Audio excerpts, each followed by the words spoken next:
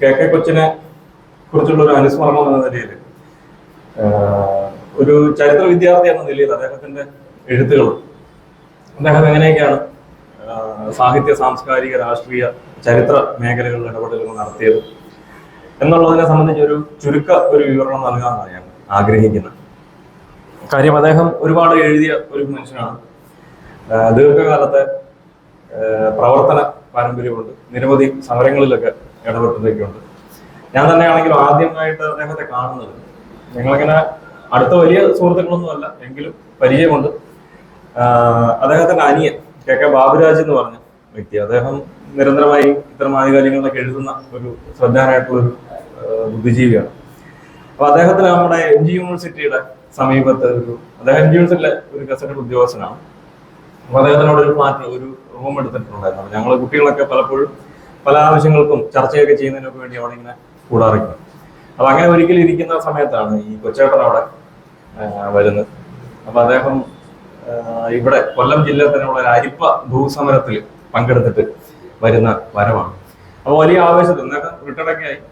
അന്ന് തന്നെ നല്ല പ്രായം, ഒരു പരിപൂർണ ആരോഗ്യാവസ്ഥയിലൊന്നുമല്ല എങ്കിൽ പോലും അദ്ദേഹം ഇത്തരത്തിലുള്ള സാമൂഹ്യ പ്രവർത്തനങ്ങളിലും സമരരംഗത്തും ഒക്കെ പ്രത്യക്ഷപ്പെട്ടിട്ട് വരികയും വലിയ ആവേശത്തോടു കൂടി അവിടുത്തെ പ്രശ്നമൊക്കെ എന്താണ് എന്നൊക്കെയുള്ള രീതിയിൽ സംസാരിക്കുകയൊക്കെ ചെയ്തതൊക്കെ ഓർക്കുന്നു. പിന്നീട് പലപ്പോഴും ഒരു വ്യക്തി എന്ന നിലയിൽ, ഒരു എഴുതാൻ ശ്രമിക്കുന്ന ഒരു വിദ്യാർത്ഥി എന്ന നിലയിൽ പലപ്പോഴും എഴുതിയ പല കമന്റുകളൊക്കെ പറയുകയും വിളിച്ച് ചില തെറ്റുകളൊക്കെ ചൂണ്ടിക്കാണിക്കുകയും അങ്ങനെയും ഒരു ബന്ധം ഞങ്ങൾ തമ്മിലിടയിലുണ്ട് എന്ന് ഞാനിവിടെ ഓർക്കുകയാണ്. എന്തായാലും അദ്ദേഹത്തിന്റെ പ്രധാനപ്പെട്ട ഒരു നിരീക്ഷണങ്ങളും അദ്ദേഹം കേരളത്തിന്റെ ഒരു സമൂഹത്തിന് എന്തുകൊണ്ടാണ് ഈ 14 ജില്ലകളിലും അദ്ദേഹത്തെ കുറിച്ച് ആഘോഷിക്കുന്നത്, പലപ്പോഴും പല ആളുകളും കേട്ടിട്ടൊന്നുമില്ല എന്നുള്ളൊരു യാഥാർത്ഥ്യം തന്നെയാണ്. പലപ്പോഴും എന്തിനാണ് ഇത്തരത്തിലുള്ളൊരു കൂടിവരവ് എന്ന് പോലും ചില ആളുകൾ ചോദിക്കണം. നമ്മളിവിടുത്തെ ചോദ്യമല്ല, മറ്റു ചില ഇടങ്ങളിൽ. പക്ഷെ കേരളത്തിനെയും കേരളത്തിന്റെ സാമൂഹ്യ സാംസ്കാരിക മേഖലയെയും വളരെ സൂക്ഷ്മമായി നിരീക്ഷിക്കുന്ന ആളുകൾക്കും അല്ലെങ്കിൽ അതിന്റെ ഒരു യാഥാർത്ഥ്യ ബോധത്തോടുകൂടി സമീപിക്കുന്ന ആളുകൾക്കും ഒരിക്കലും ഒഴിച്ചുകൂടാൻ സാധിക്കാത്ത ഒരു വ്യക്തിത്വമാണ് കെ കൊച്ചെന്നത്. അദ്ദേഹത്തിന്റെ ഭൗതിക സംഭാവനകൾ ആ മേഖലയിൽ വളരെ സജീവമാണ്. എന്നെല്ലാം മലയാളികൾ കേരളത്തെക്കുറിച്ചും കേരളത്തിന്റെ സാമൂഹ്യ രാഷ്ട്രീയ സാഹചര്യങ്ങളെ കുറിച്ചും ചർച്ച ചെയ്യുമ്പോൾ ആ ഇടങ്ങളിലെല്ലാം അദ്ദേഹം ഉണ്ടാകും എന്നുള്ളതിന് യാതൊരു തർക്കമില്ല. അതിനൊരു മരണമില്ല അദ്ദേഹത്തിന്റെ നിരീക്ഷണങ്ങൾക്ക് എന്നുള്ളൊരു തർക്കമില്ലാത്ത കാര്യം. അപ്പം അദ്ദേഹത്തിനെ സംബന്ധിച്ച് നമ്മൾ എല്ലാവർക്കും തന്നെ ജീവചരിത്രവും കാര്യങ്ങളൊക്കെ അറിയാവുന്നതാണെന്ന് ഞാൻ കരുതുന്നു. കോട്ടയം കല്ലറയാണ് അദ്ദേഹത്തിന്റെ സ്വദേശം. 49-ലാണ് അദ്ദേഹം ജനിക്കുന്നത്. ഒരു കമ്മ്യൂണിസ്റ്റ് കുടുംബത്തിലാണ് അദ്ദേഹം ജനിക്കുന്നത്. അദ്ദേഹത്തിന്റെ ഫാദറൊക്കെ കർഷക തൊഴിലാളികളൊക്കെയായിരുന്നു. അതിനുശേഷം അദ്ദേഹം അവിടെ പഠനം സ്കൂൾ വിദ്യാഭ്യാസവും ഹൈസ്കൂൾ വിദ്യാഭ്യാസവും ഒക്കെ കഴിഞ്ഞതിന് ശേഷം എറണാകുളം മഹാരാജാസിൽ പഠിക്കാൻ ചെല്ലുന്നു. അവിടെ വെച്ച് ഇടതുപക്ഷത്തിന്റെ വലിയ ശക്തനായ പോരാളിയൊക്കെയായി മാറുന്നു. അതോടൊപ്പം തന്നെ എഴുത്ത് വായന മേഖലയിലേക്ക് അദ്ദേഹം വരുന്നു. അങ്ങനെ കോളേജ് വിദ്യാർത്ഥികൾക്ക് വേണ്ടി മാതൃഭൂമി നടത്തുന്ന വിഷുപ്പതിപ്പിൽ അദ്ദേഹത്തിന് അവാർഡ് ലഭിക്കുകയുണ്ട്. അദ്ദേഹത്തിന്റെ നാടകത്തിനാണ് പ്രൈസ് ലഭിച്ചത്. അതോടൊപ്പം തന്നെ ആ സമയത്ത് തന്നെ അദ്ദേഹം അത് ഉപേക്ഷിക്കും. പിന്നീട് ഒരു നക്സൽ മൂവ്മെന്റുമായി ബന്ധപ്പെട്ട ചില ഇടപെടലുകളൊക്കെ നടത്തുകയൊക്കെ ചെയ്യുന്നു.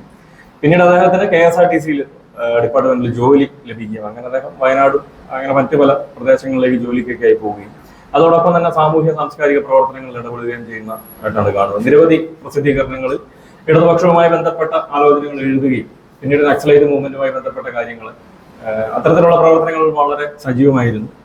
പിന്നീടാണ് ഒരു 80കളോടുകൂടി അദ്ദേഹം അതിൽ നിന്ന് മാറി ഇടതുപക്ഷ പ്രസ്ഥാനങ്ങളോട് വിട പറയുകയും പിന്നീട് അദ്ദേഹം ദളിത് ഐഡന്റിറ്റിയുമായി ബന്ധപ്പെട്ട ആലോചനകളിലേക്ക് വരികയും കേരളത്തിന്റെ സാമൂഹ്യ രാഷ്ട്രീയ വിഷയങ്ങൾ, പ്രത്യേകിച്ച് പട്ടികജാതി പട്ടികവർഗ വിഭാഗങ്ങളും മറ്റു പിന്നോക്ക വിഭാഗങ്ങളും നേരിടുന്ന പ്രശ്നങ്ങളും സമരങ്ങളിലും നേരിട്ട് ഇടപെടുകയും അതുമായി ബന്ധപ്പെട്ട കാര്യങ്ങൾ ചർച്ച ചെയ്യാൻ തുടങ്ങുന്ന ഒരു കെ കൊച്ചിനെയാണ് നമ്മൾ പിന്നെ കാണുന്നത്.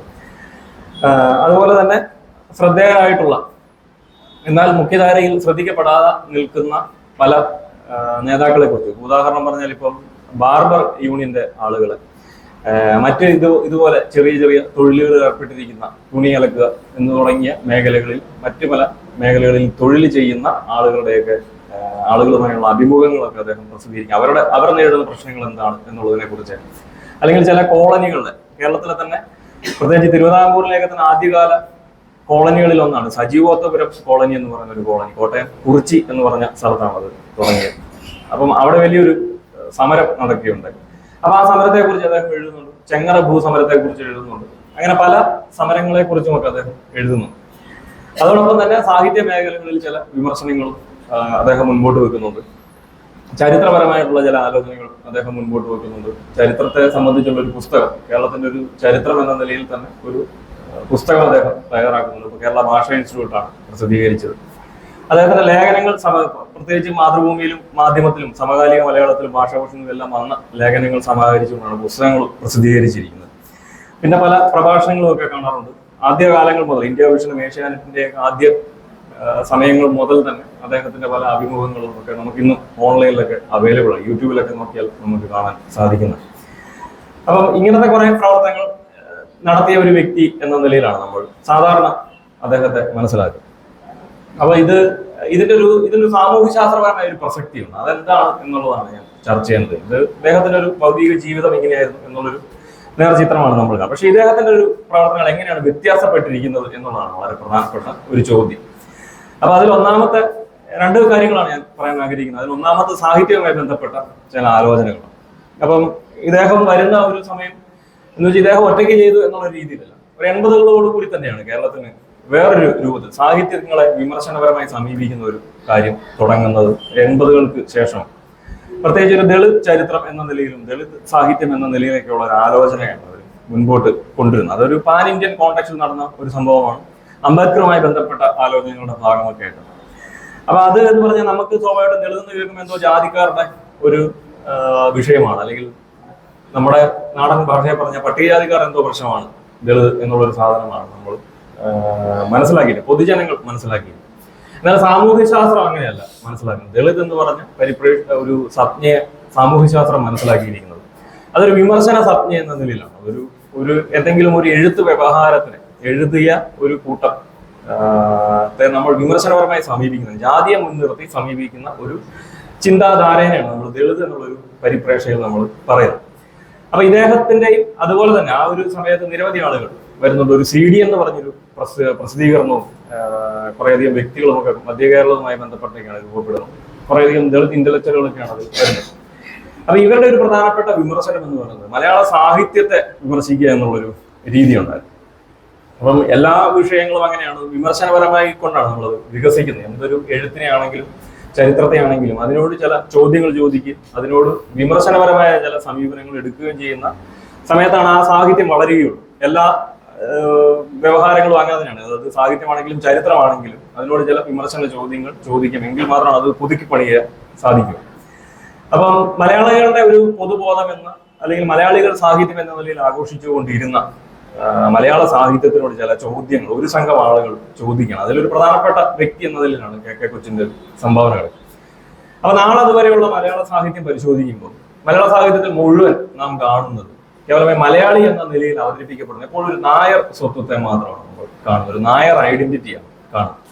അതൊരിക്കലും അതൊരു പ്രശ്നമായിട്ട് ആളുകൾക്ക് തോന്നിയിരുന്നില്ല. അപ്പൊ നമുക്ക് തന്നെ അറിയാം, സിനിമകളുടെ ഒരു ഹിസ്റ്ററിയും സിനിമകളെ കുറിച്ചുള്ള ഒരു പഠനങ്ങളും നമ്മൾ പരിശോധിച്ചു കഴിഞ്ഞാൽ മോഹൻലാൽ എന്ന് പറയുന്ന ഒരു വ്യക്തിയുടെ ഒരു ചരിത്രം നോക്കിയാൽ മോഹൻലാൽ അവതരിപ്പിച്ചിരിക്കുന്ന കഥാപാത്രങ്ങൾ മുഴുവൻ നായർ മാടാമ്പിമാരെ കുറിച്ചുള്ള കഥാപാത്രങ്ങൾ മാത്രമാണ്. ദേവാസുരമാണെങ്കിലും ആറന്നമ്പുരാനാണെങ്കിലും നരസിംഹവും, അതായത് മലയാളികളെല്ലാം മലയാളി ആണത്തം എന്ന നിലയിൽ ആഘോഷിച്ച സിനിമകളിൽ മുഴുവൻ വന്നിരിക്കുന്ന കഥാപാത്രം മീശ വിരിക്കുകയും ഒരു നായർ തറവാട്ടില് വളരെ ക്ഷയിച്ചു പോയ ഒരു നായർ തറവാട്ടിൽ പ്രതികാരം വീട്ടാൻ വരുന്ന ഒരു കഥാപാത്രം എന്ന നിലയ്ക്കാണ് നമ്മൾ മോഹൻലാലിനെ പലപ്പോഴും കാണുന്നത്. ഇന്ന് പക്ഷേ മോഹൻലാൽ മീശം പിരിച്ച് അങ്ങനെ ഒരു രംഗത്തേക്ക് എത്താൻ സാധിക്കത്തില്ല. അതായത് 90കളിലൊക്കെ ഈ ഒരു മീശ പിരിയും ഈ ഒരു കുടുംബവും ഈ ഒരു ഐഡന്റിറ്റിയിലും ഒരു കഥാപാത്രത്തെ വളരെ ഈസി ആയിട്ട് അവതരിപ്പിക്കാൻ സാധിക്കും. 2000-ന് ശേഷം 2010-ന് ശേഷം ഇന്നൊരിക്കലും മോഹൻലാലിനല്ല ഒരു മലയാളി കഥാപാത്രത്തിനും ആ ഒരു രൂപത്തിൽ മലയാളികളുടെ മുൻപിലേക്ക് വരാൻ പറ്റത്തില്ല. കാര്യം പൊതുജനം അത് തിരിച്ചറിയും. അതായത് ഈ കാണിച്ചു കൂട്ടുന്നത് ഒരു ജാതി കോപ്രായമാണ് എന്നുള്ളത് വളരെ വ്യക്തമായ രീതിയിൽ അതിനെ സംബന്ധിച്ചുള്ള നിരവധി പഠനങ്ങൾ വെളിയിൽ വന്ന സാഹചര്യത്തിൽ ഒരിക്കലും രഞ്ജി പണിക്കറിനും ഷാജി കൈലാസും ഒന്നും ഇനി ഒരിക്കലും ഇത്തരത്തിലുള്ള ഒരു കഥാപാത്രത്തെ അവതരിപ്പിക്കുന്നതിന് സാധിക്കത്തില്ല എന്നുള്ളത് വ്യക്തം. അപ്പൊ ഇത് പല സ്ഥലങ്ങളിൽ സംഭവിക്കുന്നു. അതായത് നമ്മൾ കാണിക്കുന്നത് ഒരു ജാതി കോപ്രായങ്ങളാണ് അല്ലെങ്കിൽ ജാതി പ്രവർത്തനങ്ങളാണ് നമ്മൾ നടത്തുന്നത് എന്ന ഒരു ചിന്ത പൊതുജനത്തിന്റെ ഭാഗത്തു നിന്ന് ശക്തമായി ഉയർന്നു വരുന്ന ചില നിമിഷങ്ങളാണ്.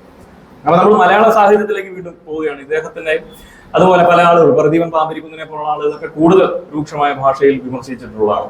അപ്പൊ അങ്ങനെ നമ്മൾ പരിശോധിച്ച് വരുമ്പോഴത്തേനുമാണ് കാണുന്നത്. ഇപ്പൊ തകഴിയുടെ എഴുത്തുകളെ പരിശോധിക്കുമ്പോൾ തകഴിയുടെ ഏറ്റവും ശ്രദ്ധേയമായിട്ടുള്ള പല കഥകൾ, ഇപ്പൊ കെ കൊച്ചിന്റെ തന്നെ ജീവചരിത്രം, അദ്ദേഹത്തിന് ജീവിതത്തിലെ ആത്മകഥ, ദളിതൻ എന്ന് പറയുന്ന ആത്മകഥ അദ്ദേഹം DC ബുക്സ് പ്രസിദ്ധീകരിച്ചിട്ടുണ്ട്.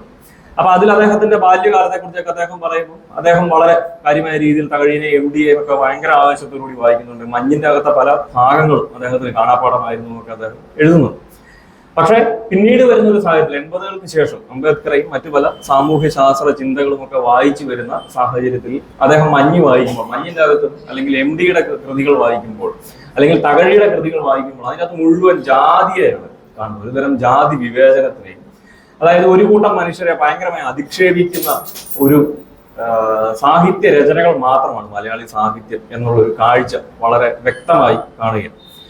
അപ്പൊ ആ ഒരു സാഹചര്യം പരിശോധിക്കുമ്പോഴത്തേനുമാണ് തകഴിയുടെ രണ്ടിടങ്ങഴി എന്ന് പറയുന്ന കഥ, അല്ലെങ്കിൽ തകഴിയുടെ മറ്റു ചെമ്മീൻ ഉൾപ്പെടെയുള്ള കൃതികൾ പരിശോധിക്കുമ്പോഴത്തേനും അതിലെല്ലാം വളരെ വ്യക്തമായിട്ട് എങ്ങനെയാണ് ഒരു അരയ സമൂഹം എങ്ങനെയാണ് ജീവിക്കുന്നത്, അരയ സമൂഹത്തിന്റെ സാമൂഹിക ജീവിത ചുറ്റുപാടുകൾ എന്താണ്, അവരുടെ വിശ്വാസങ്ങൾ എന്താണ്, അവരുടെ പ്രവർത്തനങ്ങൾ എന്താണ്, എന്നാൽ അതിനെ വളരെ മോശമായിട്ടുള്ള ഒരു രീതിയിൽ അവതരിപ്പിക്കുകയും അതിനെ പൊതുജനങ്ങളുടെ മധ്യത്തിൽ തെറ്റിദ്ധാരണകൾ ഉണ്ടാക്കുന്ന രീതിയിലുമാണ് തകഴി അവതരിപ്പിച്ചിരിക്കുന്നത്. ഓൾറെഡി സാമൂഹ്യ ശാസ്ത്രജ്ഞരും സാഹിത്യ പണ്ഡിതന്മാരും ഒക്കെ പരിശോധിച്ചിട്ടുണ്ട്. അപ്പൊ ഇതിൽ ഏറ്റവും ശ്രദ്ധേയമായിട്ടുള്ള ഒരു നിരീക്ഷണം വെച്ചത് ഈ കെ കൊച്ചിന്റെ ഒരു പഠനമുണ്ട്. അദ്ദേഹത്തിന്റെ വെള്ളപ്പൊക്കത്തിൽ എന്ന് പറയുന്ന ഒരു കഥ എല്ലാവർക്കും പരിചിതമാണെന്ന് കരുതുന്നു. കുട്ടനാട്ടിലെ 99-ലെ വെള്ളപ്പൊക്കം എന്നറിയപ്പെടുന്ന വലിയ വെള്ളപ്പൊക്കത്തിന്റെ കോണ്ടക്സ്റ്റിൽ അദ്ദേഹം ഒരു കഥ എഴുതുന്നതാണ് തകഴിയുടെ. ഞങ്ങൾ സ്കൂളിൽ പഠിക്കുന്ന സമയത്ത് പഠിക്കാറുണ്ട്, പല ആളുകളൊക്കെ പഠിച്ചിട്ടുണ്ടെന്ന് ഞാൻ കരുതുന്നു. അപ്പൊ വലിയൊരു വെള്ളപ്പൊക്കം വരികയും ആ ഒരു കുട്ടനാട്ടിൽ വെള്ളപ്പൊക്കം വരുന്ന ഒരു പട്ടി ഒറ്റപ്പെട്ടു പോകുന്ന ഒരു സംഭവത്തെയാണ് ആ കഥയിലൂടെ ചിത്രീകരിക്കുക. അപ്പം ആ കഥയെ അദ്ദേഹം അപനിർമ്മാണം ചെയ്യുക എന്നുള്ളൊരു പ്രവർത്തനത്തിലേക്ക് ഏർപ്പെടും. അതായത് ഇവിടെ നമ്മൾ കാണുന്ന ഒരു കാഴ്ച, അല്ലെങ്കിൽ ഈ ഇദ്ദേഹത്തിന്റെ എഴുത്തിന്റെ അകത്ത് എന്താണ് പ്രശ്നം എന്നുള്ളൊരു കാര്യം, അതായത് കെ കൊച്ചിന്റെ അല്ല, അതായത് തകഴി എന്ന് പറയുന്ന മലയാളികൾ ഒന്നടങ്കം അംഗീകാരം കൊടുത്തിരിക്കുന്ന അദ്ദേഹത്തിന്റെ എഴുത്തിന് ഒരു പ്രശ്നമുണ്ട് എന്നതും അദ്ദേഹം ചൂണ്ടിക്കാണിക്കും. അപ്പൊ അതിന്റെ ഭാഗമായിട്ടാണ് വെള്ളപ്പൊക്കത്തിൽ എന്ന് പറഞ്ഞ കഥയെ അദ്ദേഹം ഡീകൺസ്ട്രക്ട് ചെയ്യാൻ ശ്രമിക്കുന്നു. അപ്പൊ അങ്ങനെ കഥയിൽ ഈ പട്ടിയുടെ സ്ഥാനത്ത് ഒരു ദളിതനെ സങ്കല്പിച്ച് നോക്കിക്കൊണ്ടാണ് അദ്ദേഹം ആ കഥയെ നിരീക്ഷിക്കുന്നത്. അപ്പൊ അങ്ങനെ പരിശോധിച്ച് വരുമ്പോഴത്തേക്ക് നമുക്കത് വളരെ കൃത്യമായി മനസ്സിലാക്കാൻ സാധിക്കും. തകഴി എഴുതുന്നതിന്റെ അകത്ത് ഒരിക്കലും അദ്ദേഹം രണ്ടിടങ്ങഴിയും അതുപോലെ മറ്റു പല കൃതികളൊക്കെ എഴുതിയിട്ടുണ്ട്. കുട്ടനാടൻ കർഷക തൊഴിലാളികളെ സംബന്ധിച്ചുള്ള പല അവരുടെ ജീവിത സാഹചര്യങ്ങളെയൊക്കെ സംബന്ധിച്ച് എഴുതി നമ്മളെല്ലാം ഭയങ്കര ആവേശത്തിലൊക്കെ ഉൾക്കൊണ്ട ആളുകളൊക്കെ തന്നെയാണ്, തർക്കമില്ലാത്ത കാര്യമാണ്. അപ്പൊ അതിനകത്തെല്ലാം ഭയങ്കര കുഴപ്പങ്ങളുണ്ട്.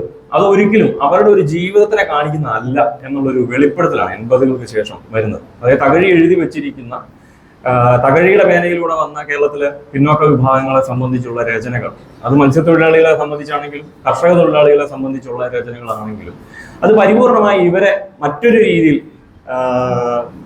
വ്യത്യസ്തമായിട്ടുള്ള ഒരു രീതിയിൽ, അല്ലെങ്കിൽ അവരെ മോശമായി ചിത്രീകരിക്കുന്ന രചനകൾ മാത്രമായിരുന്നു എന്ന ഒരു നിരീക്ഷണം ഈ ഒരു ആളുകൾ ഒന്നടങ്കം വെക്കുന്നു. ഇപ്പൊ ഇത് കേവലമായി കേരളത്തിൽ മാത്രം നടക്കുന്ന ഒരു കാര്യമല്ല. ഇത് ഇപ്പൊ നമ്മുടെ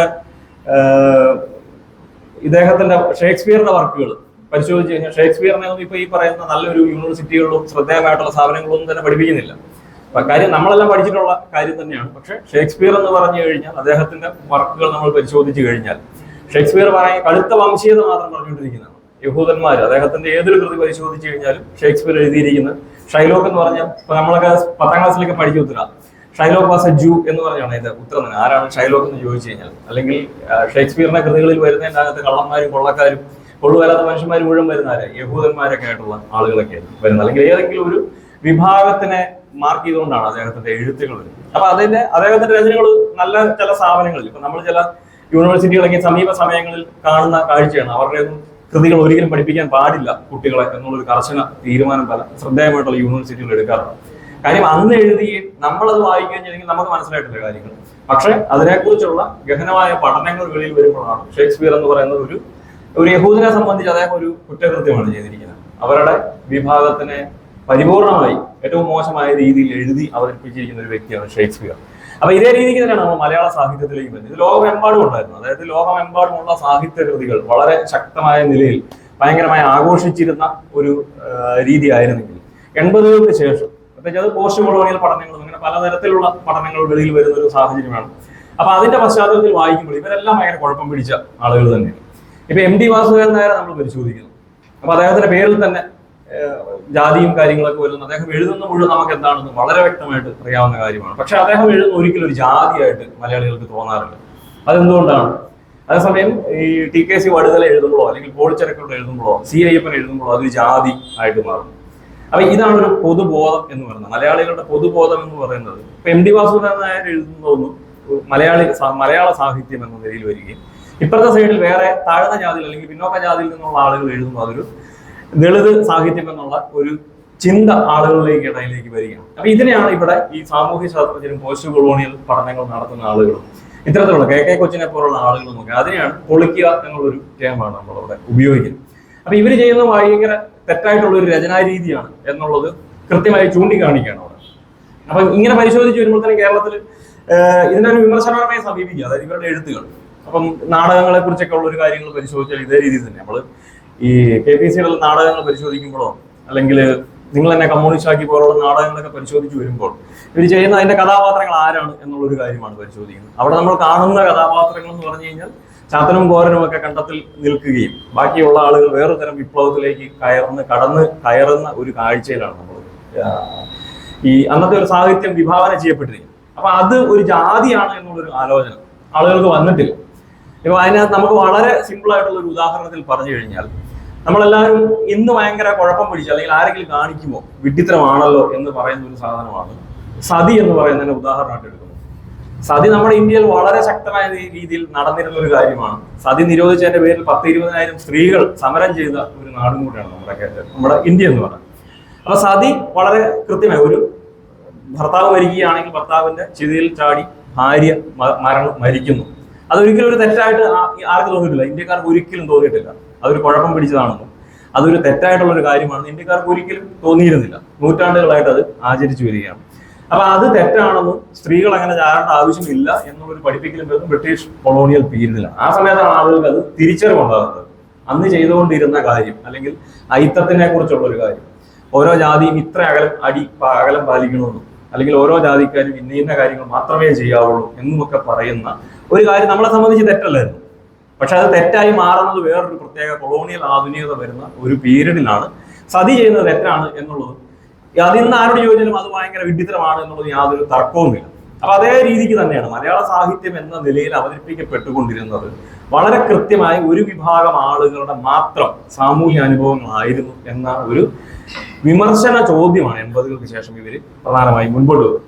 അത് ഏത് രീതിയിൽ നമ്മൾ പരിശോധിക്കും, ഇപ്പൊ നാടകങ്ങളുടെ ചരിത്രം പരിശോധിച്ചാൽ തന്നെ നമ്മൾ കാണുന്ന ഒരു കാഴ്ചയാണ്. ഇപ്പൊ പണ്ഡിറ്റ് കറുപ്പൻ എഴുതുന്ന ഒരു നാടകം അദ്ദേഹം എഴുതുന്നു.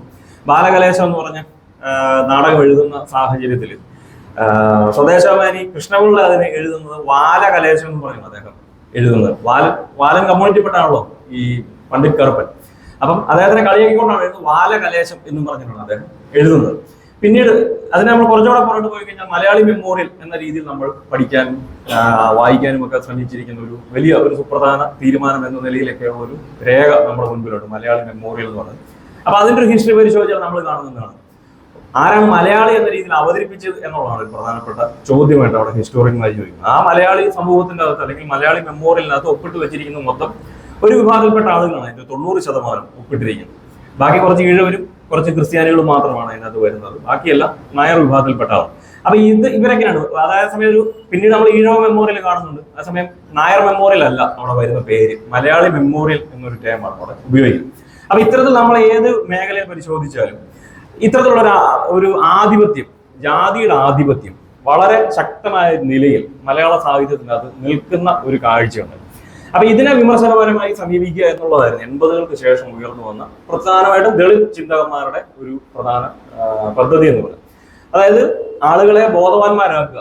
ഇന്ന് ഞാൻ ആദ്യം സൂചിപ്പിച്ച പോലെ തന്നെ ഇന്ന് മോഹൻലാലിന് മുണ്ടും മടക്കി കുത്തി മീശ പിരിച്ചുകൊണ്ട് ഒരു നാലുകെട്ടിന്റെയോ അല്ലെങ്കിൽ ഒരു തറവാടിന്റെ മുമ്പിൽ ഇരുന്ന് ഒരു ഡയലോഗും പറയാൻ പറ്റത്തില്ല. മലയാളികൾക്ക് അത് താല്പര്യമില്ല കാണാൻ. അതായത് അത്യാവശ്യം സാമൂഹികവും സാംസ്കാരികവുമായ ബോധമുള്ള മനുഷ്യന്മാരാരും കാണത്തില്ല.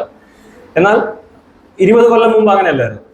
അങ്ങനെ മുണ്ട് മടക്കി കുത്തി വന്നാൽ അത് ഭയങ്കര ഹീറോ ആണ് എന്നുള്ള രീതിക്കാണ്. അപ്പൊ അതിനെ വിമർശിച്ചുകൊണ്ട് നിരവധി പഠനം, ഇപ്പൊ ജെന്നി റോവിനെ പോലുള്ള ആളുകളുടെയൊക്കെ പഠനങ്ങളൊക്കെ വരുന്ന സാഹചര്യത്തിലാണ് സ്വാഭാവികമായിട്ടും ഇത്തരം സിനിമകൾ നമ്മുടെ ഇടയിൽ നിന്ന് അപ്രത്യക്ഷമാവുകയും സാധാരണക്കാരായിട്ടുള്ള ആളുകളെ കുറിച്ച് വ്യത്യസ്ത ചിന്തകളും ഒക്കെ വരുന്ന ഒരു കാഴ്ച നമ്മൾ കാണുന്നത്. എന്തായാലും ഇങ്ങനെ ഒരു രീതി ആ ഒരു സമയത്ത് നിൽക്കുകയാണ്. അതായത് മലയാളികളുടെ സാഹിത്യം എന്ന് പറയുന്നതിന്റെ അകത്തെ ജാതി എന്ത്, അതുപോലെ തന്നെ പല ആളുകൾ ഇപ്പൊ പ്രദീപൻ പാമരിക്കുന്നിന്റെ വർക്കുകൾ പരിശോധിച്ചാലും അല്ലെങ്കിൽ ഈ കെ കെ കൊച്ചിന്റെ വർക്കുകളൊക്കെ പരിശോധിച്ചാലും അവർ വയലാറിന്റെ ഗാനങ്ങളെ സൂക്ഷ്മമായി നിരീക്ഷിക്കുന്നുണ്ട്. അപ്പൊ ആ വരികൾക്കകത്തും അസാധ്യമായ രീതിയിലുള്ള ഒരുതരം ജാതി അധിക്ഷേപങ്ങൾ തന്നെയാണ് നിൽക്കുന്നത്. അതിനെയൊക്കെ എന്തിനാണ് കീറി പോസ്റ്റ്മോർട്ടം ചെയ്യേണ്ടത് എന്നൊരു ചോദ്യം സ്വാഭാവികമായിട്ട് നമ്മുടെ മനസ്സിൽ ഉയർന്നു വരുന്നതാണ്. പക്ഷെ അങ്ങനെയല്ല. കേരളത്തിൽ അല്ലെങ്കിൽ നമ്മുടെ ജാതി എന്ത് എന്നുള്ളത് വളരെ ശക്തമായി ഇന്നും നിലനിൽക്കുന്ന ഒരു പ്രതിഭാസമാണ്. ജാതി വിവേചനം വളരെ കർശനമായി നിലനിൽക്കുന്ന ഒരു സമൂഹമാണ് കേരളം എന്ന് പറയുന്നത്. ജാതി കൊലപാതകങ്ങൾ നടന്നുകൊണ്ടിരിക്കുന്ന പ്രദേശവും കൂടെയാണ്. അപ്പം ഇന്നും തുടരുന്ന ആ ഒരു പ്രക്രിയ പ്രതിഭാസത്തിനെ വിമർശനപരമായി സമീപിക്കുക എന്നുള്ളത് തന്നെയാണ് നമ്മുടെ ഒരു ഭരണഘടനയിൽ വിശ്വസിക്കുകയും ജനാധിപത്യത്തിൽ വിശ്വസിക്കുകയും ചെയ്യുന്ന ഏതൊരു പൗരന്റെയും പ്രധാന ധർമ്മം എന്ന് പറയുന്നത് ജാതി സമ്പ്രദായത്തിനെതിരായിട്ട് ചില കാര്യങ്ങളെങ്കിലും പറയുക എന്നുള്ളത് തന്നെ. അപ്പം ഈ സാഹിത്യവുമായി ബന്ധപ്പെട്ടും സിനിമാ ഗാനങ്ങളുമായി ബന്ധപ്പെട്ടും നാടകങ്ങളുടെ ഒരു സാഹചര്യത്തിലുമെല്ലാം ഇത്തരത്തിലുള്ള ഒരു പ്രതിഭാസമാണ് നിലനിൽക്കുന്ന ഇത് എന്നൊരു ആലോചന ഇദ്ദേഹം മുൻപോട്ട് വെക്കുന്നുണ്ട്. പിന്നീട് അദ്ദേഹം ചെയ്തൊരു പ്രധാനപ്പെട്ട ഒരു നിരീക്ഷണമായിട്ട് കാണുന്നത് നമ്മുടെ ഈ കുമാരനാശാന്റെ വർക്കുകളിലെ പ്രശ്നങ്ങൾ. അപ്പൊ കുമാരനാശാന്റെ കൃതികൾ വളരെ പോപ്പുലറാണ്. ഒരു വിപ്ലവത്തിന് ശുക്ര നക്ഷത്രം എന്നുള്ള നിലയ്ക്കൊക്കെയാണ് അദ്ദേഹത്തെ അവതരിപ്പിച്ചത്. EMS എന്ന് തുടങ്ങി ഒരുമാതിരിപ്പെട്ട ജോസഫ് മുണ്ടശ്ശേരിയും കുറേയധികം ആളുകൾ, മലയാള സാഹിത്യവുമായി ഇടപെടുന്ന എല്ലാവിധ ആളുകളും കുമാരനാശാനെ വളരെ ഗ്ലോറിഫൈ ചെയ്യുകയും അദ്ദേഹത്തിന്റെ എഴുത്തുകളെല്ലാം ഭയങ്കര ഗംഭീരമാണ് എന്നൊരു ആലോചനയിലേക്കൊക്കെയാണ് അദ്ദേഹം മുൻപോട്ട് വെച്ചത്. ഈ പറയുന്ന കുമാരനാശാനും ഇവിടെ ചോദ്യം ചെയ്യപ്പെടുകയാണ് ഇദ്ദേഹത്തിന്റെ. അല്ലെങ്കിൽ ഇത് പ്രധാനപ്പെട്ടൊരു വലിയൊരു ധാരയാണ്. ഈ കെ കെ കൊച്ച് അതിലൊരു പ്രധാനപ്പെട്ട വ്യക്തി തന്നെയാണ്. ഈ കീഴാള പഠനങ്ങൾ എന്നൊക്കെ പറയുന്ന ഒരു ചരിത്ര രചനയിൽ ഒരു പുതിയ പാഠ്യപദ്ധതി എന്നുള്ള രീതിയിൽ ഒരു വിഭാഗം ആളുകൾ 80കളിൽ രൂപപ്പെടുന്നുണ്ട്. മാർക്സിസ്റ്റ് രീതിയിലുള്ള ചരിത്രകാരന്മാർ തന്നെയാണ് അവർ. അപ്പൊ അവര് ചെയ്തുകൊണ്ടിരുന്ന ഒരു കാര്യമാണ്. അവരുടെ അതിനെ പിൻപറ്റിക്കൊണ്ടൊക്കെ തന്നെയാണ് പലപ്പോഴും അല്ലെങ്കിൽ അതിന്റെ ഒരു മോഡലൊക്കെ നമ്മൾ പല ഇടങ്ങളിലും കാണുന്നു. അപ്പൊ അവരുടെ ഒരു ഉദാഹരണം പറഞ്ഞാൽ നമ്മൾ ഈ നവോത്ഥാന നായകൻ എന്നുള്ള നിലയിൽ നമ്മൾ പല ആളുകളെയും പഠിക്കുന്നുണ്ട്. ഇപ്പോൾ രാജാറാം മോഹൻ റോയിനെയും രാമകൃഷ്ണ പരമഹംസനെയും വിവേകാനന്ദനെയും നമ്മുടെ നാട്ടിലേക്ക് വന്നാൽ ശ്രീനാരായണ ഗുരുവിനെയും അയ്യങ്കാളിനെയും തുടങ്ങി ഇഷ്ടംപോലെ ആളുകളെ നമ്മൾ കാണുന്നു. അപ്പൊ അതിന്റെ പണ്ഡിതന്മാരായിട്ടുള്ള ആളുകൾ, കീഴാള പഠനങ്ങളുടെ പണ്ഡിതന്മാരായിട്ടുള്ള ആളുകൾ ഇന്ത്യയിൽ ഇത്തരത്തിൽ ഗ്ലോറിഫൈ ചെയ്തുകൊണ്ട് പാഠപുസ്തകങ്ങളിലും ഹിസ്റ്ററി പുസ്തകങ്ങളിലും എല്ലായിടങ്ങളിലും ഗ്ലോറിഫൈ ചെയ്തുകൊണ്ടിരുന്ന ഈ നവോത്ഥാന നായകന്മാരോട് ചില ചോദ്യങ്ങൾ ചോദിക്കുക. അപ്പൊ അവര് ഒന്നാമത് ചോദിച്ചൊരു കാര്യം, നിങ്ങൾ ഈ പറയുന്ന വലിയ നവോത്ഥാന നായകന്മാരെന്നൊക്കെ പറയുന്ന കുറെ ആളുകളൊക്കെ ഉണ്ട്, അവരുടെയൊക്കെ ഒരു ഹിസ്റ്ററി ഒന്ന് നിങ്ങളൊന്ന് സൂക്ഷ്മമായിട്ട് പരിശോധിച്ച് കഴിഞ്ഞാൽ നിങ്ങൾക്ക് ഒരു കാര്യം മനസ്സിലാവും. ഇവരൊന്നും എല്ലാ മനുഷ്യർക്കും വേണ്ടിയും അല്ലെങ്കിൽ ഒരു പൊതുസമൂഹത്തിന് വേണ്ടിയൊന്നുമല്ല അവർ പ്രവർത്തിച്ചുകൊണ്ടിരുന്നത്. അവർ ചെയ്തുകൊണ്ടിരുന്ന അവരുടെ സ്വന്തം ജാതിക്കാർക്ക് വേണ്ടി മാത്രമാണ് എന്തെങ്കിലുമൊക്കെ ചെയ്യുന്നത്. വളരെ അപൂർവമായിട്ട് ചില മേഖലകളിലൊക്കെ കൈവച്ചെങ്കിലും അവര് ഏതൊരു വ്യക്തി, ഇപ്പൊ ശ്രീനാരായണ ഗുരുവിന്റെ ആണെങ്കിലും ആരുടെ പരിശോധിച്ചാലും നിങ്ങളെ കാണുന്നത്, അയ്യങ്കാളി ഉൾപ്പെടെയുള്ള ആളുകളുടെ കാണുന്നത് എന്താണ്? സ്വന്തം ജാതിക്കുള്ളിൽ ചില വിപ്ലവങ്ങൾ അവരെ ആധുനികതയുമായി കണ്ണി ചേർക്കാനുള്ള ശ്രമങ്ങൾ നടത്തുന്ന നേതാക്കന്മാർ എന്നതിനപ്പുറമായി അവരൊരു പൊതു എന്നൊരു സങ്കല്പത്തിലേക്ക് നിങ്ങൾക്ക് എടുത്തു വെക്കാൻ പറ്റത്തില്ല എന്നുള്ളൊരു നിരീക്ഷണമാണ് അവർ മുൻപോട്ട് വെക്കും. അപ്പൊ ഇതേ രീതിക്ക് തന്നെയാണ് ബംഗാളിന്റെ കാര്യം പരിശോധിച്ചാലും ഇന്ത്യയിലെമ്പാടുമായിട്ട് ഉണ്ടായി വന്നിരിക്കുന്ന നവോത്ഥാനം എന്ന് പറഞ്ഞ വാക്ക് തന്നെ ഇവർ കുഴപ്പം പിടിച്ച അങ്ങനെ ഒരു സംഭവമായി കേരളത്തിൽ നടന്നിട്ടില്ല, ഇന്ത്യൻ സാഹചര്യത്തിൽ സാധ്യമല്ല എന്നുള്ളൊരു കാര്യമാണ് ഇവർ പറഞ്ഞുകൊണ്ടിരിക്കുന്നത്. അപ്പൊ എന്തായാലും അങ്ങനത്തെ ഒരു കാഴ്ചപ്പാടാണ് ഉണ്ടായി വരുന്നത്. അപ്പൊ അതിന്റെ ഒരു പശ്ചാത്തലത്തിൽ തന്നെയാണ് കുമാരനാശാന്റെ കൃതികളെ നിരീക്ഷിക്കാൻ ശ്രമിക്കുന്നത്. അപ്പൊ അന്ന് വരെ കുമാരനാശാൻ, ഒരു 90കൾ വരെ കുമാരനാശാൻ എന്ന് പറഞ്ഞാൽ ഭയങ്കര സൂപ്പർ സ്റ്റാറാണ്. അദ്ദേഹത്തിന്റെ കൃതികളെല്ലാം ഭയങ്കരമായി ആഘോഷിക്കപ്പെടുകയും പാഠപുസ്തകങ്ങളാകുകയും വിപ്ലവത്തിന്റെ ഏറ്റവും ഉത്തമ ഉദാഹരണം എന്ന നിലയിലേക്കാണ് അദ്ദേഹത്തിനെ ആളുകൾ കാണുകയും ചെയ്തുകൊണ്ടിരുന്നത്. എന്നാൽ ഇത്തരത്തിലുള്ള ഒരു പഠന പദ്ധതി വരുന്നത് പോസ്റ്റ് കൊളോണിയൽ പഠനങ്ങളുടെയൊക്കെ ഒരു പശ്ചാത്തലത്തിൽ കുമാരനാശാനെ പരിശോധിക്കുമ്പം കുമാരനാശാൻ ഭയങ്കര കുഴപ്പം പിടിച്ച കുറേയധികം കാര്യങ്ങൾ അദ്ദേഹത്തിന്റെ രചനകളിലൂടെ അദ്ദേഹം മുൻപോട്ട് വെച്ചിട്ടുണ്ട്. അപ്പൊ എല്ലാവർക്കും അറിയാവുന്ന ഒരു കാര്യം തന്നെയാണ് നമ്മുടെ അദ്ദേഹത്തിന്റെ ഈ മതപരിവർത്തനവുമായി അദ്ദേഹം പ്രസിദ്ധീകരിച്ചിരിക്കുന്നത്. മതപരിവർത്തന രസവാദം എന്ന് പറഞ്ഞൊരു പുസ്തകം അദ്ദേഹം പ്രസിദ്ധീകരിക്കുന്നത് അത് ആ കാലത്ത് തന്നെ വലിയ ചർച്ചകൾ നടന്നതാണ്. അപ്പൊ ഇദ്ദേഹത്തിന്റെ രചനകൾ പരിശോധിച്ചു കഴിഞ്ഞാൽ ഇദ്ദേഹം അവിടെ എപ്പോഴും ഗ്ലോറിഫൈ ചെയ്യാൻ ശ്രമിക്കുന്നത് ഈ പിന്നോക്ക വിഭാഗത്തിൽപ്പെട്ട ആളുകൾ ഒരിക്കലും ഹിന്ദുമതം ഉപേക്ഷിച്ച് പോകാൻ പാടില്ലെന്നും സനാതന ധർമ്മം പാലിച്ചുകൊണ്ട് തന്നെ ഇവിടെ ജീവിക്കണമെന്നും അവർ മറ്റു തരത്തിലുള്ള മതങ്ങൾ, ക്രിസ്തു മതമോ ഇസ്ലാം മതമോ പോലുള്ളതൊന്നും സ്വീകരിക്കാൻ പാടില്ല എന്നുള്ളത് കർശനമായി വാദിച്ചിരുന്ന ഒരു സനാതന വാദി എന്ന നിലയ്ക്കാണ് കുമാരനാശാനെ നമ്മൾ കാണുന്നത്.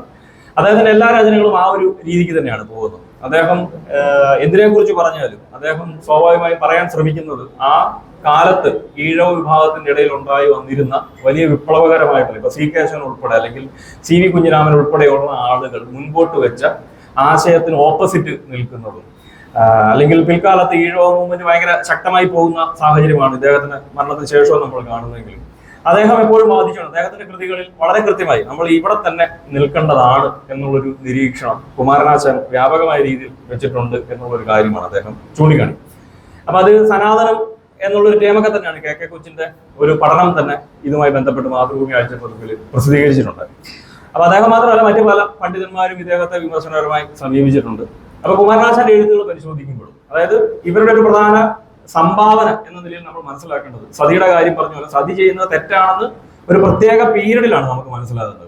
അന്ന് വരെ സതി ഒരു കുഴപ്പവുമില്ല, കൃത്യമായി നമ്മളെല്ലാവരും ചെയ്യേണ്ടതാണ് എന്നൊരു ബോധത്തിൽ ലോകം ഓടിക്കൊണ്ടിരിക്കുന്ന സാഹചര്യത്തിലാണ് കൊളോണിയൽ ആധുനികതയും വിദ്യാഭ്യാസവും ഇംഗ്ലീഷ് വിദ്യാഭ്യാസവും സാഹിത്യവും ഒക്കെ വരുന്ന നിമിഷത്തിലാണ് നമ്മൾ തിരിച്ചറിയുന്നത് സതി ചെയ്യുന്നത് കുഴപ്പം പിടിച്ചതാണ് എന്നൊരു കാര്യം, സ്ത്രീകൾക്ക് മോശമായിട്ടുള്ളൊരു കാര്യമാണ് എന്നുള്ളത് നമ്മൾ തിരിച്ചറിയുന്നത് ഒരു പ്രത്യേക പീരീഡിലാണ്. എന്ന് പറഞ്ഞാൽ തന്നെ മലയാള സാഹിത്യത്തില് എന്റെ പോക്ക് ഒരു പ്രത്യേക രൂപത്തിലായിരുന്നു, അത് കുഴപ്പം പിടിച്ച ഒരു സാഹിത്യമാണ് എന്നൊരു തിരിച്ചറിവ് ഉണ്ടാക്കി കൊടുക്കുന്നത്.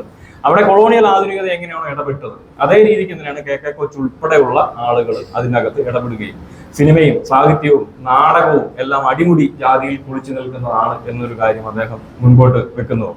അപ്പൊ കുമാരനാശാനം ഇതേ രീതിക്ക് തന്നെയാണ് സനാതന ധർമ്മം പാലിക്കുന്ന ഒരു വ്യക്തി എന്ന നിലയ്ക്കാണ് കാണിക്കുന്നത്. അപ്പൊ അത് നമുക്ക് തന്നെ അറിയാം, സനാതന ധർമ്മം ഇപ്പൊ സമീപ സമയത്ത് ഭയങ്കര ചർച്ചയായിക്കൊണ്ടിരിക്കുന്ന കാര്യമാണ്. ഉദയനിധി സ്റ്റാലിൻ പറയുന്നു, പിന്നീട് നമ്മുടെ മുഖ്യമന്ത്രി അത് പറയുകയും അങ്ങനെ വലിയ ഡിസ്കഷൻ നടന്നുകൊണ്ടിരിക്കുന്ന ഒരു കാര്യമാണ് സനാതന ധർമ്മം എന്ന് പറയുന്നത്. നമുക്ക് ഏവർക്കും വളരെ വ്യക്തമായിട്ട് അറിയാം, ഒരിക്കലും ഒരു ജനാധിപത്യ സമൂഹത്തിന് അല്ലെങ്കിൽ ഒരു ആധുനിക സംവിധാനത്തിൽ ഒരിക്കലും ഫിറ്റാകാത്ത ഒരു ഒരാലോചനയാണ് സനാതന ധർമ്മം എന്ന് പറയുന്ന ഒരു ഫിലോസഫി എന്ന് പറയുന്നത്.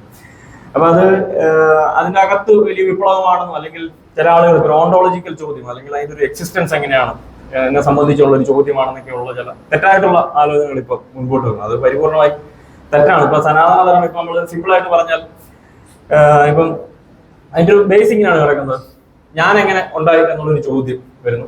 അപ്പൊ ഞാൻ സ്വാഭാവികമായിട്ടും അതിന്റെ ഉത്തരത്തിലേക്ക് പോകണം, ഞാൻ ഉണ്ടായത് അമ്മയുടെ ഉദരത്തിൽ നിന്നാണ് എന്നൊരു ഉത്തരം പറയുന്നു.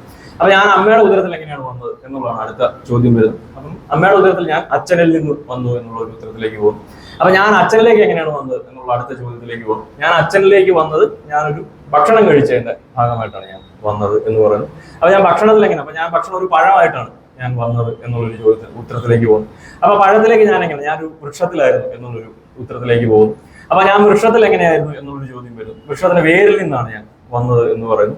അപ്പൊ വേരിൽ എങ്ങനെയായിരുന്നു പറഞ്ഞു, വേരിൽ മഴ പെയ്തു, വെള്ളം വന്നു, ഭൂമിയിൽ ഉറച്ചു നിൽക്കുകയാണ്, ആ ഭൂമിയിലെ മഴയിൽ വെള്ളത്തിലൂടെയാണ് ഞാൻ ഉണ്ടായി വന്നത്. അപ്പൊ അതായത് പഞ്ചഭൂതങ്ങളിൽ ഉൾപ്പെട്ടിരിക്കുന്ന ഒന്നാണ് ഞാൻ, അതിന്റെ ഒരു ഭാഗം മാത്രമാണ് ഞാൻ. അപ്പൊ അത് ഞാൻ ഇങ്ങനെ പല സമയങ്ങളിലും പലതരത്തിലുള്ള ഇങ്ങനെ ഒരു ചക്രം പോലെ കറങ്ങി പല രൂപഭാവങ്ങളിൽ വന്നുകൊണ്ടിരിക്കുകയാണ്. അതായത് എന്നിലും വളരെ കൃത്യമായി ദൈവമുണ്ട്, ഈശ്വര ചൈതന്യമുള്ള ഒരു വ്യക്തിയാണ് ഞാൻ. അപ്പൊ ഞാൻ എന്താണോ ആ അവസ്ഥയിൽ തന്നെ തുടരുക എന്ന് പറയുന്നതിനെയാണ് നമ്മൾ സനാതന ധർമ്മം എന്ന നിലയിൽ പറയുന്നത്. അതായത് സിമ്പിൾ ആയിട്ട് പറഞ്ഞാൽ നിങ്ങൾ ഏത് ജാതിക്കാരനാണോ, നിങ്ങൾ എന്നാ ജാതി പണിയാണോ എടുത്തുകൊണ്ടിരിക്കുന്നത് അത് തുടരുക. നിങ്ങളൊരു മുടിവെട്ടുകാരനായിട്ടാണ് ജനിച്ചെങ്കിൽ നിങ്ങൾ ഒന്നുകൊണ്ടും പേടിക്കുന്ന, നിങ്ങൾ പഞ്ചഭൂതങ്ങൾ ഉൾപ്പെട്ടിരിക്കുന്ന ആളാണ്, നിങ്ങൾ ദൈവമാണ്, നിങ്ങൾക്ക് ഒരു പ്രശ്നവുമില്ല, നിങ്ങൾ അത് തന്നെ തുടരുക. നിങ്ങൾ കർഷക തൊഴിലാളിയായിട്ടാണെങ്കിൽ അങ്ങനെ തന്നെ തുടരുക, മത്സ്യത്തൊഴിലാളിയാണെങ്കിൽ അങ്ങനെ തന്നെ തുടരുക, നിങ്ങൾ മലം വാരുന്ന തൊഴിൽ ചെയ്യുന്ന ജാതിക്കാരനാണെങ്കിൽ നിങ്ങൾ പ്രശ്നമുള്ള കാര്യമല്ല, നിങ്ങൾ പഞ്ചഭൂതങ്ങൾ ഉൾപ്പെട്ടിരിക്കുന്ന ആളാണ്, നിങ്ങൾക്ക് ഒരു കുഴപ്പവും ഇല്ല എന്ന് നമ്മുടെ ഒരു ജാതിയുമായി ബന്ധപ്പെട്ട ഒരു അവസ്ഥയെ ഊട്ടി ഉറപ്പിക്കുന്ന ഒരു സിദ്ധാന്തമാണ് സനാതന ധർമ്മത്തിലൂടെ അവർ മുൻപോട്ട് വരുന്നത്. അപ്പൊ ഇതിനെ ചോദ്യം ചെയ്യുന്ന ചില കാര്യങ്ങളാണ് നമ്മൾ സമീപ സമയങ്ങളിൽ കണ്ടത്. ഇപ്പം അതിനെ ആദ്യമായിട്ട് ചോദ്യം ചെയ്യുന്ന വ്യക്തി എന്ന നിലയിൽ നമ്മൾ കാണുന്നത് ഡോക്ടർ ബി ആർ അംബേദ്കറിന്റെ എഴുത്തുകളും കാര്യങ്ങളുമാണ് നമ്മൾ അവിടെ കാണുന്നത്. അപ്പൊ ഇത്തരത്തിലുള്ള വാദങ്ങൾ, അതായത് ഹിന്ദുത്വ ഭരണകൂടവും ഹിന്ദു മഹാസഭ പോലുള്ള പ്രസ്ഥാനങ്ങൾ നമുക്ക് എങ്ങനെയാണോ ഇന്ത്യയിലെ അല്ലെങ്കിൽ അന്നത്തെ തിരുവിതാംകൂറിനെ പ്രവർത്തിച്ചുകൊണ്ടിരുന്നത്, അതിന്റെ ഒരു വലിയൊരു പോരാളി എന്ന നിലയ്ക്കാണ് കുമാരനാശാന്റെ എഴുത്തുകളിലൂടെ കുമാരനാശാൻ നമുക്ക് തെളിഞ്ഞു കാണുന്നത് എന്നുള്ളൊരു ആലോചനയാണ് കെ കെ കൊച്ചിയുടെ മുൻപോട്ട് വരും. അപ്പൊ ഇത്തരത്തിലുള്ള കുറെ നിരീക്ഷണങ്ങളാണ്, അതായത് നമ്മുടെ എഴുത്തുകൾ, നമ്മൾ വായിച്ചുകൊണ്ടിരിക്കുന്ന രചനകൾ കകത്ത് കുഴപ്പമുണ്ട് എന്നുള്ളൊരു ചിന്ത നമുക്ക് പിന്നെ ആരെങ്കിലും ഒക്കെ പറയുമ്പോഴോ വായിക്കുമ്പോൾ ഞാനത് പറഞ്ഞ പോലെ സിനിമയുടെ കാര്യം പറഞ്ഞ പോലെ, അല്ലെങ്കിൽ സതിയുടെ കാര്യം പറഞ്ഞ പോലെ, അല്ലെങ്കിൽ ജാതിയും ഈ അയിത്തം ഇങ്ങനെ തീണ്ടലും തൊടിയിലും ഒക്കെ പ്രശ്നമാണ് എന്നുള്ളൊരു കാര്യമൊക്കെ നമ്മളൊരു പ്രത്യേക നിമിഷത്തിലാണ് നമ്മൾ തിരിച്ചറിയുന്നത്. അല്ലെങ്കിൽ ഇപ്പൊ വേറെ ഉദാഹരണം പറഞ്ഞു, ഇപ്പം കൃത്യമായ തെളിവുകളില്ലെങ്കിൽ ഒരു ചില പുസ്തകങ്ങളിൽ, ഒരു പോപ്പുലർ ജനപ്രിയ ചരിത്ര രചനകളിൽ നമ്മൾ കാണുന്നതാണ്. ഇപ്പം പുല്ലാട് ലഹള എന്ന് പറയുന്ന ഒരു ലഹള ഈ അയ്യങ്കാളിയുടെയൊക്കെ സമയത്ത് നടക്കുന്നുണ്ട്. പത്തനംതിട്ട ജില്ലയിൽ വരുന്ന ഒരു പ്രദേശമാണ്. അപ്പൊ അവിടെ ഒരു 3 കുട്ടികളെ, പുലയരായിട്ടുള്ള 3 കുട്ടികളെ സ്കൂളിൽ പ്രവേശിപ്പിക്കുന്ന ഒരു സമയമാണ്. എനിക്ക് തോന്നുന്നത് സാധുജന പരിപാലന സംഘം ഒരു വിയോജന കുറിപ്പ് എന്ന് പറഞ്ഞൊരു പുസ്തകം പ്രസിദ്ധീകരിക്കുന്നു. അതിന്റെ അകത്താണെന്ന് നമുക്ക് പറയുന്നുണ്ട്. സംഭവം ഒരു ടി കെ അനിയൻ എന്ന് പറയും, അയ്യങ്കാളുടെ ഫാമിലി വരുന്ന ഒരാളാണ്. അപ്പം അതിൽ ഒരു കുട്ടിയാണ് ടി കേശവൻ ശാസ്ത്രി, നമ്മുടെ ആദ്യത്തെ സ്പീക്കറൊക്കെ ആയി വരുന്ന വ്യക്തിയാണ്. അയ്യങ്കാളുടെ മരുമകനാണ് ടി കേശവൻ ശാസ്ത്രിയാണ് അതിൽ ഒരു വിദ്യാർത്ഥി. ഒന്ന് ഓൾച്ചരക്കരോട് എന്ന് പറഞ്ഞ എഴുത്തുകാരന്റെ ഫാദറാണ്, മറ്റേ ഒന്ന് പേര് ഞാൻ ഓർക്കുന്നില്ല. അപ്പൊ എന്തായാലും ആ കുട്ടികളാണ് പിന്നീട് പഠിച്ച് വലിയ കേരളത്തിലെ ഏറ്റവും ശ്രദ്ധേയരായിട്ടുള്ള വ്യക്തികളായി മാറിയ 3 പുലയരായിട്ടുള്ള കുട്ടികളാണ്. അപ്പൊ ഇവരെ പള്ളിക്കൂടത്തിൽ 1910 ഒരു നിയമം വരുന്നത്, എല്ലാവർക്കും സ്കൂളുകൾ തുറന്നു കൊടുക്കുന്നു എന്ന് പറഞ്ഞൊരു നിയമം വരുന്നു. അപ്പൊ അതിന്റെ ഭാഗമായിട്ട് കുട്ടികൾ സ്കൂളുകളിലേക്ക് അഡ്മിഷനുമായിട്ട് ചെല്ലുകയും ആ സമയങ്ങളിൽ ഭയങ്കര പ്രക്ഷോഭങ്ങളും അലമ്പുകളൊക്കെ ഉണ്ടാവുകയാണ്. അപ്പൊ അങ്ങനെയാണ് പുല്ലാട് വെച്ചിട്ടാണ് വലിയ പ്രശ്നങ്ങളൊക്കെ ഉണ്ടായിട്ട് അതൊരു പുല്ലാട് ലഹള എന്നുള്ള രീതിയിലൊക്കെയാണ് അറിയപ്പെടുന്നത്. അയ്യങ്കാളിയൊക്കെ അതിൽ ഇടപെടുന്നതൊക്കെ കാണുന്നുണ്ട്, ഈ കുട്ടികളെ സ്കൂളിൽ പഠിപ്പിക്കണം എന്ന് പറഞ്ഞു. അപ്പൊ എന്തായാലും ആ കുട്ടികൾ 3 പുലയരായിട്ടുള്ള കുട്ടികൾ സ്കൂളിൽ കയറി എന്ന വാർത്ത അറിഞ്ഞ് അതിന് സമീപത്തുള്ള ഒരു നമ്പൂതിരി അദ്ദേഹം ഹാർട്ട് അറ്റാക്ക് വന്ന് മരിച്ചു പോവുകയാണ്. അപ്പൊ അതിന്റെ ഒരു കാരണം അദ്ദേഹത്തിന് വിശ്വസിക്കാൻ പറ്റത്തില്ല. അതായത് ഒരു പുലയനായിട്ടുള്ള ഒരാൾ പള്ളിക്കൂടത്തിൽ കയറി വിദ്യാഭ്യാസം ചെയ്യുന്നു എന്ന് അറിഞ്ഞ നിമിഷത്തിൽ അദ്ദേഹത്തിന് ഹാർട്ട് അറ്റാക്ക് വരികയാണ്. അല്ലെങ്കിൽ നമ്മൾ വേറെ ഉദാഹരണം പറഞ്ഞാൽ, ഇന്ത്യയിൽ ആദ്യമായിട്ട് സർജറി നടക്കുന്ന സമയത്ത്, ബ്രിട്ടീഷുകാരുടെ സമയത്ത് ആദ്യമായിട്ട് സർജറി നടക്കുന്ന സമയത്ത് ഈ ഹോസ്പിറ്റലിൽ അല്ലെങ്കിൽ ആ ഒരു സർജറി നടക്കുന്ന സമയത്ത് പീരങ്കിയുടെ വെടി പൊട്ടിച്ചിട്ടാണ് സർജറി ചെയ്യേണ്ടി വന്നത്, ആളുകളെ ഭയപ്പെടുത്തി. അതായത് മനുഷ്യ ശരീരം കീറി മുറിച്ച് കഴിഞ്ഞാൽ നമ്മളെല്ലാം പരിപൂർണമായിട്ട് ഇല്ലാതായി. അല്ലെങ്കിൽ കടൽ കടന്നു പോയാൽ ഭയങ്കര കുഴപ്പമാണ്, നമ്മളെല്ലാം ചത്തുപോകുന്നു, അല്ലെങ്കിൽ നമ്മളെല്ലാം ഭയങ്കര പ്രശ്നത്തിലേക്ക് പോകും എന്ന് വിശ്വസിച്ചിരുന്ന മനുഷ്യന്മാരുടെ നാടാണ് ഇന്ത്യ എന്ന് പറയുന്നത്. അപ്പൊ അത്തരം നാട്ടിലേക്കാണ് ഇത്തരം ആധുനികവുമായി ബന്ധപ്പെട്ട ചില നിരീക്ഷണങ്ങളും കാര്യങ്ങളൊക്കെ വരികയും, പക്ഷെ അത് പിന്നീട് വേറൊരു രൂപത്തിലേക്കാണ് പരിവർത്തനപ്പെട്ടു പോയത്. ചില ജാതി ആധിപത്യം നിലനിൽക്കുകയായിരുന്നു ഈ സമൂഹത്തിൽ ഒന്നടങ്കം. അപ്പൊ അതിനെ ചോദ്യം ചെയ്യുന്ന ഇത്തരത്തിലുള്ള ഇവരുടെയൊക്കെ എഴുത്തുകൾ വരുന്ന ഒരു സാഹചര്യം. അതിലാണ് പ്രധാനപ്പെട്ട അദ്ദേഹത്തിന്റെ ഒരു പ്രധാന സംഭാവന കിടക്കുന്നത്. നമ്മൾ എന്താണ്, നമ്മൾ വായിച്ചുകൊണ്ടിരുന്ന പുസ്തകങ്ങളും നമ്മൾ വായിച്ചുകൊണ്ടിരുന്ന നോവലുകളും നമ്മൾ കണ്ടുകൊണ്ടിരുന്ന സിനിമകളും എത്രമാത്രം ജാതിയിൽ നിറഞ്ഞു നിന്നതായിരുന്നു എന്ന ഒരു തിരിച്ചറിവ് ഉണ്ടാക്കി തരുന്നതിൽ പ്രധാന പങ്ക് വഹിച്ച വ്യക്തിയാണ് കെ കൊച്ചി എന്ന് പറയുന്നതാണ് അദ്ദേഹത്തിന്റെ ഏറ്റവും വലിയ പ്രസക്തി എന്ന്. രണ്ടാമത്തെ ഒരു ചെറിയ കാര്യം പറഞ്ഞാൽ അവസാനിപ്പിക്കാം. അദ്ദേഹത്തിന് മറ്റൊരു പ്രധാന സംഭാവന എന്ന് പറയുന്നത് കേരളത്തിന്റെ ഒരു വികസന മാതൃകയെ കുറിച്ചുള്ള ഒരു സംഭാവന. വ്യാപകമായ രീതിയിൽ മാർക്സിസ്റ്റ് പണ്ഡിതന്മാരൊക്കെയാണ് അത് മുൻപോട്ട് വെച്ചിരിക്കുന്നത്. കേരളത്തിന്റെ ഒരു പ്രത്യേകതയുണ്ട്, കേരള വികസന മാതൃക എന്ന നിലയിൽ അറിയപ്പെടുന്ന ഒരു കാര്യമാണ്. അപ്പൊ അതിന്റെ ഒരു കാര്യം ഇങ്ങനെയാണ്, നമ്മുടെ ഒരു ജീവിത സാഹചര്യം ഇന്ത്യയിലെ ബാക്കി എല്ലാ സംസ്ഥാനങ്ങളിൽ നിന്ന് പരിപൂർണമായി വ്യത്യാസപ്പെട്ടിട്ടാണ്. അപ്പൊ നമുക്ക് ലിറ്ററസി റേറ്റ് പരിശോധിച്ച് കഴിഞ്ഞാൽ നമ്മൾ വളരെ മുൻപിലാണ്. സ്കൂളുകളുടെ എണ്ണം പരിശോധിച്ചാലും പ്രസ്സുകളുടെയും ലൈബ്രറികളുടെ എണ്ണം പരിശോധിച്ചാൽ നമ്മൾ സെക്കൻഡ് റാങ്കാണ്, മഹാരാഷ്ട്രയാണ് ഒന്നാമത്തെ വരുന്നത്. സ്ത്രീകളുടെ കാര്യം പരിശോധിച്ചാലും, സ്ത്രീകളുടെ മൊബൈൽ ഫോണിന്റെ എണ്ണം പരിശോധിച്ചാലും എന്ന് തുടങ്ങി ഹോസ്പിറ്റലുകളുടെ എണ്ണം, മരണനിരക്ക് പരിശോധിക്കുന്നു, ജനനനിരക്ക് പരിശോധിക്കുന്നു എന്ന് തുടങ്ങി ഏതൊരു ഇൻഡിക്കേറ്റേഴ്സ് നമ്മൾ നോക്കിയാലും അവിടെയെല്ലാം ഇന്ത്യയിലെ ബാക്കി സംസ്ഥാനങ്ങളിൽ നിന്ന് പരിപൂർണമായി വ്യത്യസ്തപ്പെട്ട ഒരു ജീവിത സാഹചര്യമാണ് മലയാളികൾക്കുള്ളത് എന്നുള്ളതാണ് നമ്മൾ കേരള മോഡൽ ഓഫ് ഡെവലപ്മെന്റിനൊക്കെയുള്ള രീതിയിലൊക്കെ പറയുന്നത്. അപ്പൊ ഇതിന്റെ അകത്ത് 3 വിഭാഗങ്ങൾ പ്രധാനമായിട്ട് ഉൾപ്പെട്ടിട്ടില്ലായിരുന്നു എന്നുള്ളതിന് ഒരു പ്രധാന വിമർശനമായിട്ട് മുൻപോട്ട്. അതായത് കേരളത്തിൽ ഇത്തരത്തിലുള്ള ഒരു വികസന മാതൃക ഭയങ്കര ശക്തമാണ് എന്ന് പറയുന്ന സാഹചര്യത്തിൽ അതിൻ്റെ അകത്ത് പട്ടികജാതിക്കാരുടെ യാതൊരു സാമൂഹ്യ അനുഭവങ്ങളും ഇല്ല, പട്ടിക വർഗത്തിൽപ്പെട്ട ആളുകളുടെ യാതൊരു സാമൂഹ്യ അനുഭവങ്ങളുമില്ല, മത്സ്യത്തൊഴിലിൽ ഏർപ്പെട്ടിരിക്കുന്ന മനുഷ്യന്മാരുമായി ബന്ധപ്പെട്ട യാതൊരു കാര്യങ്ങളും ഇത്തരത്തിലുള്ള മാതൃകകളിൽ ഇടം നേടിയിട്ടില്ല. ഇവരെ ഒഴിവാക്കിക്കൊണ്ടാണ് നമ്മൾ ഈ പറച്ചിലുകൾ മുഴുവൻ പറഞ്ഞത് എന്നുള്ളൊരു നിരീക്ഷണം പല ആളുകൾ, ഇപ്പൊ കുഞ്ഞാമൻ ഉൾപ്പെടെയുള്ള ആളുകളൊക്കെ വിമർശനങ്ങളൊക്കെ മുൻപോട്ട് വെക്കുന്നു. അപ്പൊ ഇതാണ് അതായത് മറ്റൊരു പ്രധാന സംഭാവന എന്ന് പറയുന്നത്. ഈ കേരളത്തിന്റെ ഒരു വികസന മാതൃക ഭയങ്കര സമ്പൽ സമൃദ്ധമായെന്ന് പറയുന്ന സാഹചര്യങ്ങളിൽ കേരളം എങ്ങനെയാണ് ജീവിക്കുന്നത്, കേരളത്തിലെ ഭൂസമരങ്ങളുടെ പാളിച്ചകൾ എന്തെല്ലാമാണ്, അല്ലെങ്കിൽ നക്സലൈറ്റ് മൂവ്മെന്റുകൾ അഡ്രസ് ചെയ്യാത്ത വിഷയങ്ങൾ എന്തെല്ലാമാണ് തുടങ്ങിയ ചോദ്യങ്ങളുമൊക്കെ അദ്ദേഹം ചോദിക്കുന്നു. അപ്പൊ ഇത്തരത്തിൽ ഈ എഴുത്ത് മേഖലയെ ഭയങ്കരമായി അസ്വസ്ഥപ്പെടുത്തുക എന്നുള്ളതായിരുന്നു അദ്ദേഹത്തിന്റെ പ്രധാന സംഭാവന എന്ന് പറയുന്നത്.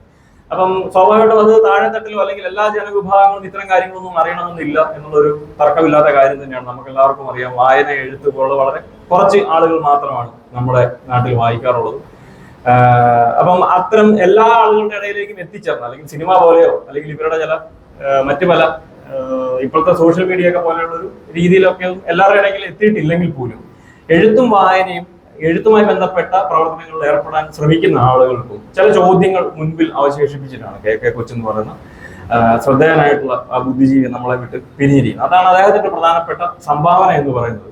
നമ്മൾ എഴുതുമ്പോൾ, നമ്മൾ സാഹിത്യത്തെ കുറിച്ച് എഴുതുമ്പോൾ, നമ്മൾ നാടകം എഴുതുമ്പോഴാണെങ്കിലും സിനിമകളെ കുറിച്ച് ആലോചിക്കുമ്പോഴും നമ്മൾ ചരിത്രത്തെ കുറിച്ച് ആലോചിക്കുമ്പോഴും എല്ലാം ഈ ഒരു ചോദ്യം നമ്മുടെ മുൻപിൽ വന്നിരിക്കും. നിങ്ങൾക്ക് ഒരിക്കലും ജാതിയെ വളരെ ഈസിയായി പറഞ്ഞു പോകാൻ, അല്ലെങ്കിൽ ഒരു MT വാസുദേവൻ നായരൊക്കെ ആ സമയത്ത് ഇരുന്ന് എഴുതിയ ഒരു എഴുത്ത്, അല്ലെങ്കിൽ തകഴി അന്ന് എഴുതിയ രീതി, അല്ലെങ്കിൽ കുമാരനാശാന്റെ അന്നത്തെ ഒരു എഴുത്ത്, ആ ഒരു രീതിയിലുള്ള ഒരു സാഹിത്യ രചനയും നിങ്ങൾക്ക് ഇന്ന് ചെയ്യാൻ പറ്റില്ല എന്ന ഒരു ഒരു ഒരു ഉൾവിളിയും കൂടെ ഉണ്ടാക്കി തരിക എന്നുള്ളതായിരുന്നു ഇദ്ദേഹത്തിന്റെ ഏറ്റവും വലിയ സംഭാവന.